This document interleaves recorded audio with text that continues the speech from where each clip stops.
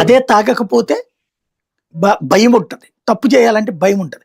తాగినప్పుడు అవును తప్పు చేసిన తెగు ఉంటది, కాబట్టి వెధవ అవును పనులు చేస్తున్నాడు. డ్రైవింగ్ లోను అంతే. అంతే. మీరు అవును అవును ఏం అక్కర్లేదు, ఒక బస్సు ఏదైతే ఈ టూరిస్ట్ బస్సు ఉంటాయి కదా, వాటిట్లో ఉమ్, డ్రైవర్ వెనకాల కూర్చుని జర్నీ చేయండి, తాగకుండా ఉమ్, ఉమ్, కూర్చోబడిపోద్ది.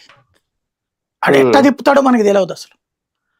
ఉమ్, ఇప్పుడు ఒక గంటకి 60 కిలోమీటర్ల వేగంలో వెళ్ళారంటే గుడ్, ఉమ్, 70 అవును అంటే నార్మల్. నార్మల్. ఉమ్, కానీ ఉమ్. 110, 150 కిలోమీటర్ల వేగంలో 80 దాటితే డేంజర్. ఆ, ఒక బస్సు వెళ్తోంది అంటే ఎలా వెళ్ళగలుగుతున్నాడు? 400 అవును కిలోమీటర్లు 3.5 గంటల్లో, లేదా 250 కిలోమీటర్లు 3 గంటల్లో వెళ్ళిపోతున్నాడు అండి. ఇప్పుడు విజయవాడ టు హైదరాబాద్కి 3 గంటల్లో ఉమ్. వెళ్ళిపోతున్నారు, 3-3.5 గంటల్లో. అంటే గంటకి ఎందుకని? 100 కిలోమీటర్ల పైన వేగం.